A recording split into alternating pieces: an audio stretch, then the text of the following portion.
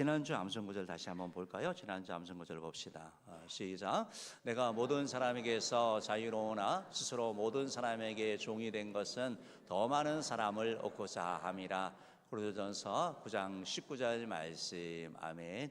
여러분, 우리는 복음만에 자유하지만 그러나 그 자유가 초신자나 누군가의 시험이 된다면 우리가 그것을 자제할 수 있는 것, 사도 바울의 그런 마음이었거든요. 그래서 야, 난 할 수 있어, 그게 아니고 오늘 전도하고 또 세우는 데 위해서 나아갔던 그러한 사도 바울. 그래서 교회 공동체를 생각하고 하나님의 뜻을 생각했던 그 사도 바울처럼 우리도 그렇게 살아가는 자 되기를 축복합니다. 이번 주 말씀 같이 봅시다. 이번 주 말씀입니다. 시작. 우리가 다 하나님의 아들을 믿는 것과 아는 일에 하나가 되어 온전한 사람을 이루어 그리스도의 장성한 분량이 충만한 데까지 이르리니. 에베소서 4장 13절 말씀. 아멘. 정말 이 말씀 여러분 기억하시고 또 이렇게 묵상하고 살아가면 좋겠습니다. 구원 이후의 삶에 대한 것을 말씀하고 있습니다.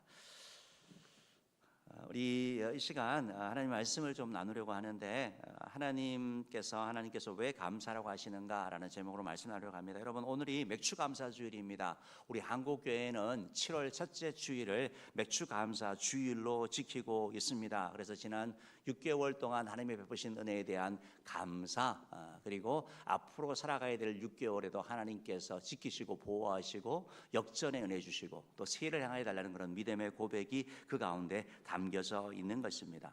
맥추절은 성경에서 오순절 때로는 77절로 이렇게 불려진 것이 바로 맥추절입니다.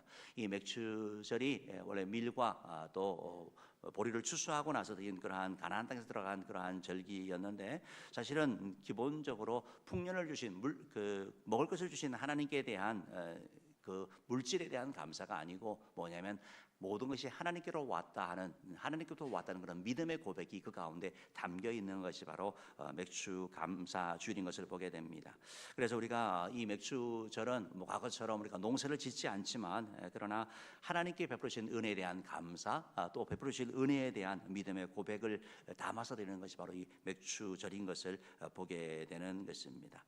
사랑하는 성도 여러분, 우리도 지난 6개월의 삶을 돌이켜보면 여러 가지 일들이 있었죠. 기쁜 일도 있었고 어려운 일도 있었고 또 행복했던 순간도 있었고 너무 아무 문제가 없었던 것처럼 그런 풍요로운 삶이 있었던 적도 있었습니다. 그렇지만 어떨 때는 건강의 어려움으로 말미암아 갈등으로 말미암아 힘들어하고 또 고통스러웠던 시간을 보내면서 눈물 흘렸던 시간도 있을 것입니다.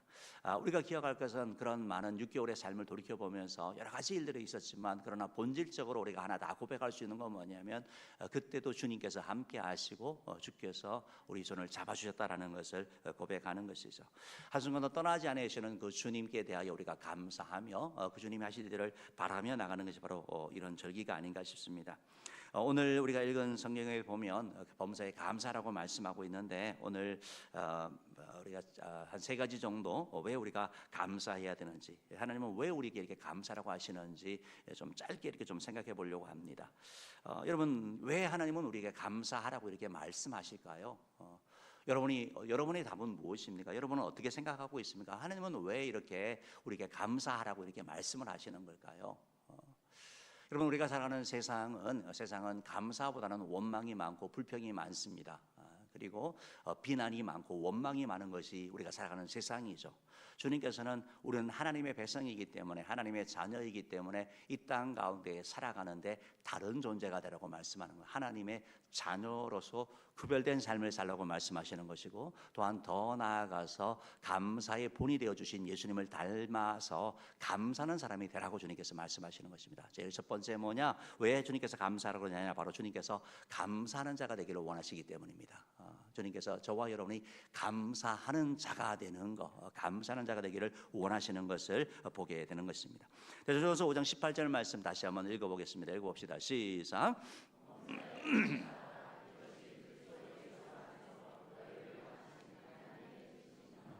예, 주님께서 말씀합니다. 감사하라. 명령형이죠. 가급적이면 감사할 수 있으면 감사해라는, 감사하라고 께서 명령하셨습니다. 그리고 형편이 괜찮으면 감사해. 감사할 게 많으면 감사한 게 아니고 범사에 감사하라고.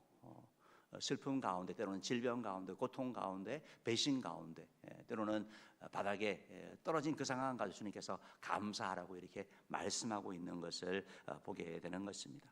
감사는 믿음 좋은 사람만이 뭐 어떤 직분을 가진 사람만이 아니고 우리 모든 성도가 모든 상황 가운데 감사해야 될 것을 주께서 말씀하고 있는 것을 보게 되는 것입니다.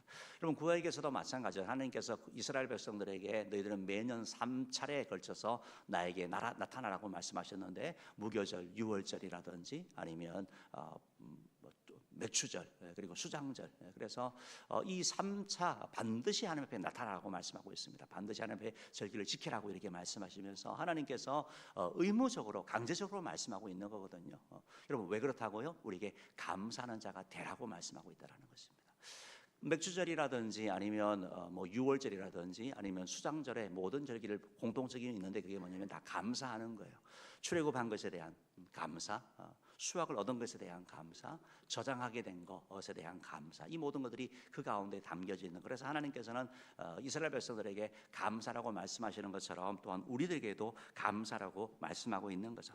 여러분 감사하는 자보다는 불평하는 자가 훨씬 더 많고 더 쉬운 것을 보게 됩니다. 어떤 사람은 사실 상황이 아니죠. 진수성찬 앞에서도 먹을 게 없다 불평하는 사람이 있습니다. 어떤 사람은 빵 한 조각 가지고 감사하는 사람이 있죠. 어떤 사람은 너무나 건강한데 그 건강을 가지고도 감사하지 못하는 사람이 있고, 어떤 사람은 손과 발이 없는데도 감사하는 사람이 있죠.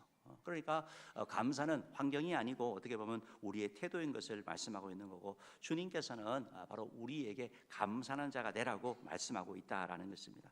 여러분 우리는 가만히 있으면 불평 원만하게 되어 있습니다. 그게 바로 죄인의 특징이거든요.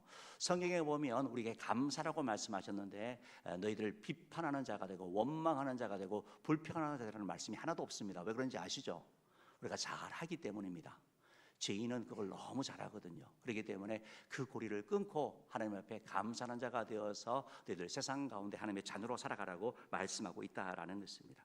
우리는 하나님의 은혜를 잘 잊어버립니다. 하나님의 은혜를 잘 잊어봤습니다. 그래서 내 손에 10가지 감사할 것이 있는데 그것이 아니고 나에게 없는 한 가지, 그걸 보고 원망하고 불평하는 걸 보게 되는 거죠. 그래서 하나님께서는 감사하는 자가 되어서 우리에게 감사를 고백하고 나라고 말씀하고 있습니다. 사랑하는 우리가 맥주 감사를 이렇게 지키면서 지난 6개월의 삶을 한번 돌이켜 보십시오. 여러분 많은 일들이 있었죠. 그 가운데 정말 힘든 터널을 지나는 그런 분들도 계시는 걸 알고 있습니다. 정말 질병으로 말미암아, 관계로 말미암아, 자녀로 말미암아 눈물 흘리는 그런 분들도 계시는 줄 알고 있습니다. 여러분 그렇지만 우리는 감사하는 자가 되는 것입니다. 범사에 감사하는 자. 바라기는 여러분 모두가 하나님을 향해서 믿으면서 믿음으로 감사하는 되기를 주님으로 축복합니다. 두 번째로 감사는 하나님께 영광이 되고 우리에게 복이 되기 때문에 그렇습니다. 여러분 하나님은 우리에게 감사하는 자가 되라고 하는데 왜 그러냐? 하나님 우리에게 은혜 주시기 원하는 거거든요. 우리 하나님은 좋으신 하나님인데 하나님께서 우리에게 복을 주기 원하십니다. 은혜 베푸시기를 원하십니다. 그래서 하나님께서 은혜를 받을 수 있는 여러 가지 길들을 내어 놓으셨어요. 그래서 우리가 믿음으로 살아갈 때 하나님이 복을 주시죠. 예배의 승리자는 하나님께서 은혜 주십니다. 기도하는 자에게 복을 주신다고 말씀하고 있죠. 기도 응답 주신다고 말씀하고 있죠. 또 하나가 바로 감사하는 거예요. 감사하는 거. 감사를 통해서 하나님의 그 은혜를 누리게 되고 체험하게 되는 거예요. 그래서 감사를 통해 환경이 바뀌는 걸 보게 되는 거거든요. 감사를 통해서 내 삶이 너무 고통스럽고 너무 힘든데 감사로 함으로 말미암아 문제를 보는 것이 아니라 하나님을 보게 되는 거, 그리하여 견디게 하고 그래야 상황이 역전되게 하는 것을 경험하게 되는 거. 그래서 감사는 하나님께 영광이 되고 우리에게 복이 되기 때문에 하나님께서는 감사라고 말씀하고 있는 것입니다. 시편 50편 23절 말씀 보면 이런 말씀이죠. 읽어봅시다. 시작.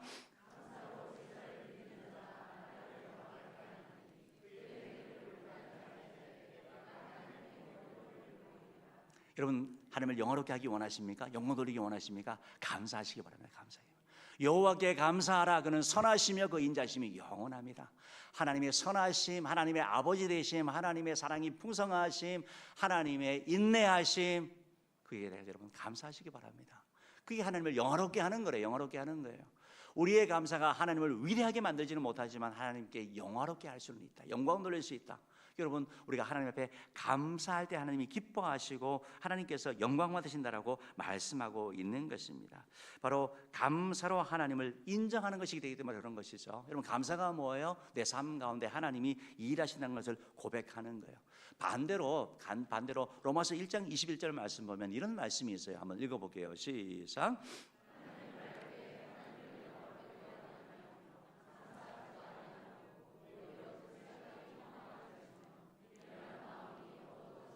여러분, 감사하지 않는 거, 이게 뭔 특징인지 아세요? 죄인의 특징이에요.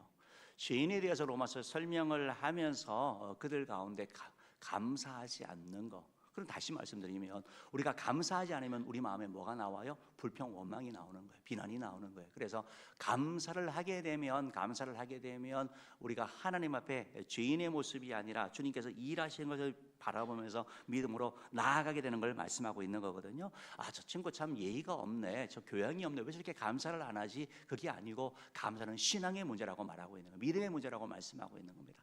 하나님의 하실 일을 바라보면서 믿음으로 고백하는 것이고, 감사가 사라지면 불평이 그 자리를 차지하게 된다라는 것. 감사를 고백하게 되면 믿음이 살아나게 되는 것을 말씀하고 있습니다. 여러분, 이스라엘 백성들 한번 보십시오. 우리가 민수기도 봤지만 그 출애굽을 하면서 온갖 거 다 경험했잖아요. 애굽을 나왔습니다. 나올 수 있는 데 나왔죠. 홍해를 건넜습니다. 만나와 메추라기를 먹었습니다. 하나님이 반석에 물을 먹게 하셨습니다. 감사할 것이 얼마나 많았습니까? 그런데 그들이 뭘 했습니까? 원망하거든요. 불평하거든요. 그래야 하나님 그냥 우리가 여기 죽으면 좋겠다고 고백을 하지 않습니까? 그때 하나님이 너희 말이 내게 들린 대로 한다고 말씀하시고, 너희 말 그대로 하나님께서 그들 원망한 대로 하나님께서 그들 1세대를 그 땅 가운데 광야 가운데 다 죽게 한 것인 것을 보게 되는 것이죠. 여러분, 그러고 나서 2세대에게 뭘 말합니까? 너희들은 너희 조상처럼 원망하지 말라라고 말하고 있는 거예요. 하나님께서 우리에게 감사라고 말씀하고 있다는 것입니다. 사랑하는 성도 여러분, 우리가 감사하게 되면 자꾸 주님을 바라보게 되는 거예요. 불평하게 되면 우리의 문제를 바라보게 되고 하나님을 떠나게 된다는 사실을 기억하시고, 감사는 환경이 좋아서가 아니고 믿음의 사람이 고백하는 거예요. 하나님의 믿음을 바라보면서 고백하는 것입니다. 로마서 8장 24절 말씀 한번 읽어볼게요. 시작.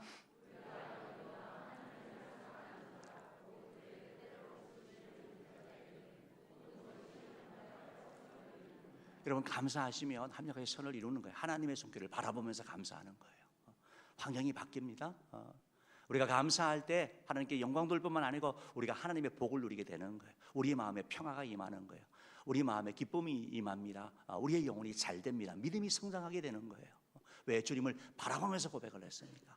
하나님 하실 일을 믿음으로 선포했으니까. 여러분, 믿음의 성장을 원하십니까? 감사의 고백을 자주 하시기 바랍니다. 하나님 감사합니다. 하나님 감사합니다. 내가 지금 처한 상황엔 감사할 수 없지만, 그러나 하나님 하실 일을 바라보면서 고백해 나아갈 때 하나님께서 그 고백을 받으시고 우리에게 믿음의 성장을 주실 뿐만 아니라 우리 삶 가운데 그런 기적과 그런 은혜를 행하여 주시는 것을 말씀하고 있는 거죠. 감사할 때 여러분, 관계가 좋아지게 되거든요. 감사할 때 우리 마음에 평화가 임하고 우리 마음에 기쁨이 하는 것이고, 감사할 때 하나님께서 다른 은혜도 주시는 걸 보게 되는 거예요. 예수님께서 10명의 문둥병자 얘기하시면서 그들이 문둥병자 다 왔을 때 그 가운데 한 명만 와서 감사했잖아요. 뭐라고 말씀하셨습니까? 그 9은 어디 있느냐? 다 깨끗함을 받지 아니하였느냐?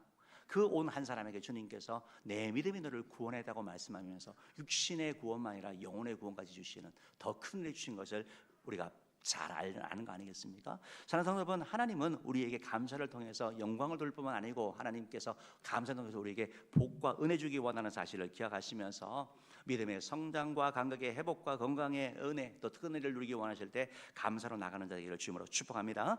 마지막 세 번째로, 하나님은 왜 우리에게 감사라고 하시는 것입니까? 이것이 바로 하나님께서 우리가 불평이 아니라 하나님의 자녀니까 감사하는 자들을 원하시는 것이고, 하나님은 우리가 감사를 통해 하나님께 영광 돌리고 하나님을 기억하기를 원하고, 또 하나님께서는 감사를 통해서 우리에게 복과 은혜 주기 원한다고 말씀드렸습니다. 세 번째로, 하나님은 바로 감사가 반드시 표현되어야 하기 때문에 우리에게 감사라고 말씀하고 있는 거예요.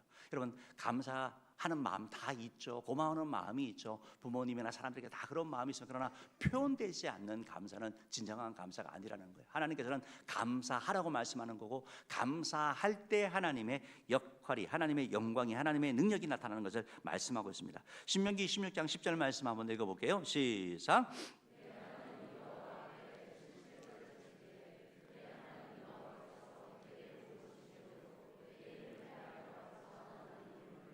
그 지질절을 지키면서 하나님 주신 것을 복을 주셨는데, 그 복을 주신 대로 내 힘을 헤아려 자원하는 예물을 드리라, 하나님께 드리라고 말씀하고 있거든요. 사랑하는 성도 여러분, 하나님께 감사를 드리시기를 주님으로 축복합니다. 예배할 때, 기도할 때, 찬양할 때 하나님 앞에 감사의 여러분 고백을 하시길 바랍니다. 빌립보서 4장 6절 말씀 보면 이런 말씀이 있어요. 아무것도 염려하지 말고 다만 모든 일에 기도와 간구로 너희 구할 것을 감사함으로 하나님께 하리라. 감사로.